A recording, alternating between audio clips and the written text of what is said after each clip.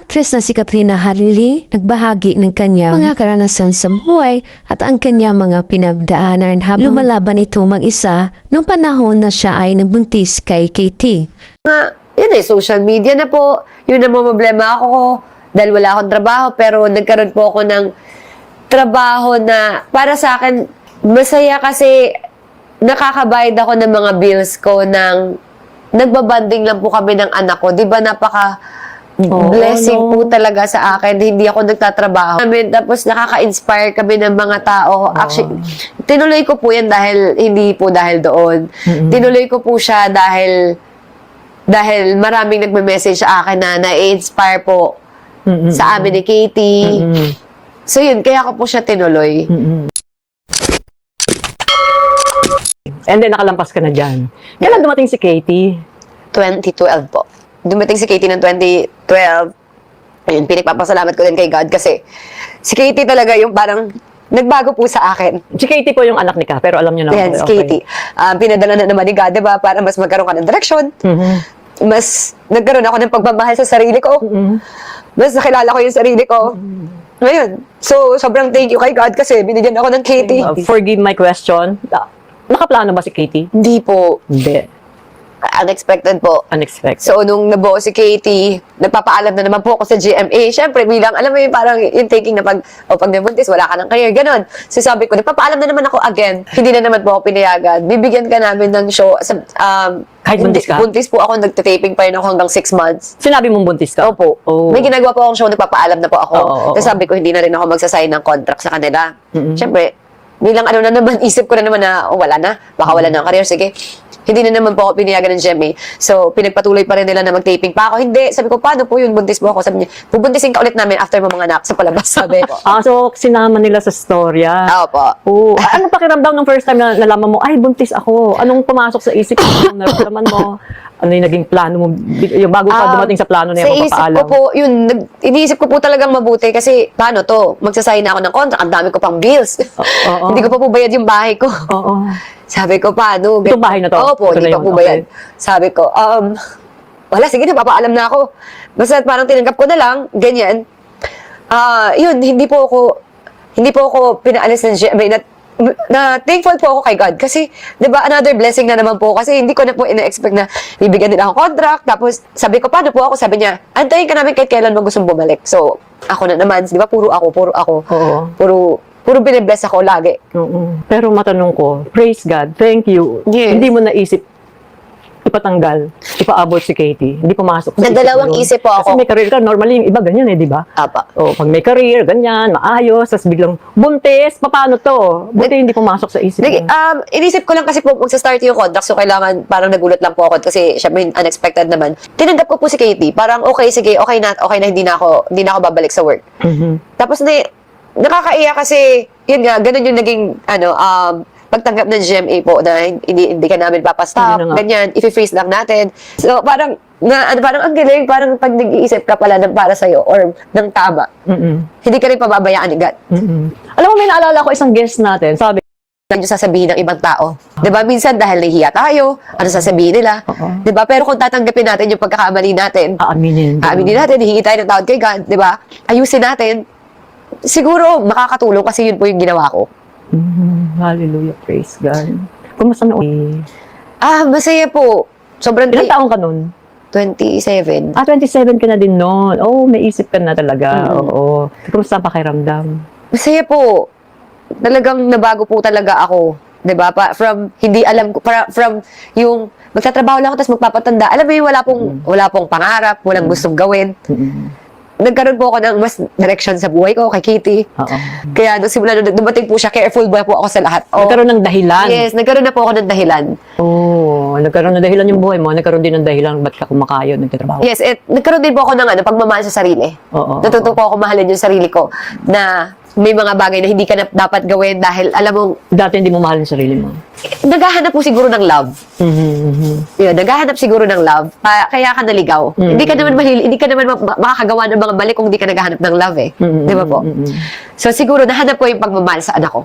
Natuto din ako. Kasi dati parang, alam mo yung love, alam mo yung spelling ng love, pero hindi mo alam talaga kung ano. So, nung dumating yung anak ko, doon po ako natuto. Doon ko natutunan na agad to pala yung pagmamahal. Gusto ko yun, alam mo yung spelling ng love. Pero, Oy, ganyan.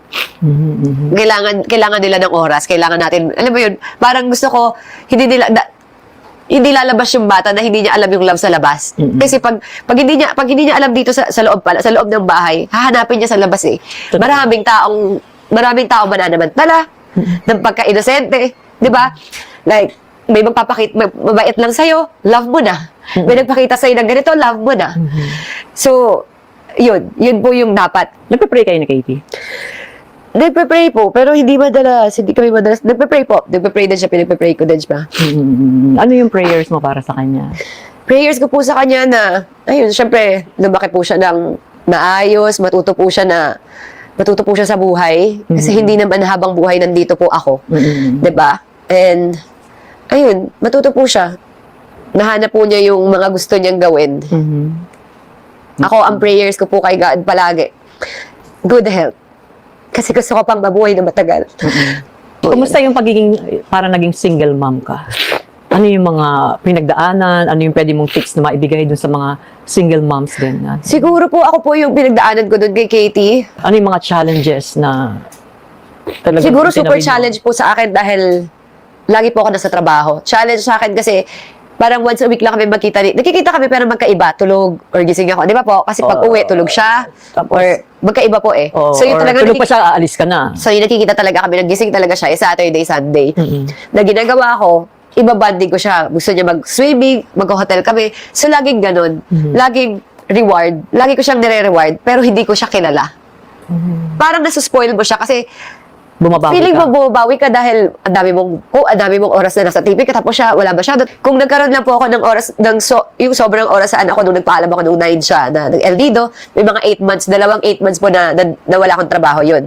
Plus, yung pinaka po is yung 2023, 24, 25, Ilang taon na siya? 11, Oo. 11. Ngayon 14 na siya, di ba? 13, 14. Magpa 14 na po siya sa Magpa 14 September. na siya, oh. Siguro pinagpapasalamat ko kay God po yung 2024 na talagang, syempre na-stress mo ako ng 23 na walang masyadong work. Kasi dati kapag bumabalik po ako sa Kahit work. yung pandemic, nag-work ka? So hindi kayo nagkasama ng ano? Nag-pandemic po, umuwi po ako sa Palawan, tapos sinama ko po siya. Hindi po ako nag-sign ng contract kasi sabi ko, kasi pag nag-sign po ako contract, bawal po ako humindi. Oo nga. Kailangan pag nagbigay sila, Yun ang trabahuin project, ko po. tanggapin mo. Opo. Oo. So, hindi po ako nag-sign ng 3 taon sa GMA para lang umuwi ng Palawan. So, umuwi kami ng Palawan. Pero tumatanggap po ako ng work. Kunyari, yung pag natapos yung 4 months, 5 months, uwi na po ako Palawan. Tapos next time na. Tapos pagbalik ko dito, sabi ko, wala na akong pera. Wala ako na bumalik. sabi ko, balik na po ako. Oo. Tapos sabi niya, ikaw lang naman inaantay. Diba? Yun na naman. Ako na naman yung inaantay. So, sobrang blessing po, diba? O dati, yun eh, social media na po. Yun ang mga problema ako dahil wala akong trabaho. Pero nagkaroon po ako ng trabaho na para sa akin, masaya kasi nakakabayad ako ng mga bills ko ng nagbabanding lang po kami ng anak ko. Di ba blessing po talaga sa akin. Hindi ako nagtatrabaho. Oo. Kumbaga yun, kinukunan mo lang yung banding ninyo. Banding tapos na yun, po namin. Tapos nakaka-inspire kami ng mga tao. Actually, tinuloy ko po yan hindi po dahil doon. Tinuloy ko po siya dahil maraming nagme-message sa akin na na-inspire po sa amin ni Katie. So yun, kaya ko po siya tinuloy. Ako talaga mag-baby nang hindi ako prepared, na wala akong pera, na kailangan ko bumalik agad sa trabaho. Kung may mga taong nanonood sa atin ngayon, Siguro po, hindi po natin kailangan maging perfect. Wala po talaga tayong ibang malalapitan kundi si God eh. Pag yung mga times na hindi po tayo masusolusyonan ng mga tao or ng kahit sino. Kasi like, yung family natin, hindi naman lagi din nandyan eh. Pero si God nandyan siya palagi. Makikinig siya sa atin, mako-comfort niya tayo, tapos yung mga pangangailangan natin, yung mga pagsubok natin, magugulat na lang po tayo, malalampasan na lang po natin. Hallelujah, praise God. O sa mga mothers dyan, yun ba yung mga advice mo? Meron kang gusto idagdag? Sa mga nanay po. Oo, lalo na yung mga nagbuntis na hindi sinasadya, tapos biglang ano sinasabi, alam niya na eh. Pero Diba? syempre po, yung mga pains, yung mga pagsubok po, yung mga, kailangan natin po siyang pagdaanan kasi kailangan na, para sa akin po yung mga pains po, yung mga pagsubok po na pinagdaanan ko, para siyang armas sa akin eh. Yung mga natutunan ko po doon. In what way mo nagamit bilang armas yung mga yan? Mas naging strong ka po. Okay. 'Di ba? Mas naging okay ka po bilang tao. Hindi ko alam kung paano, pero feeling ko armas siya eh. Oo. Parang kailangan po natin siyang yung pain, yung mga kahit anong pagsubok pa yung kailangan natin pagdaanan.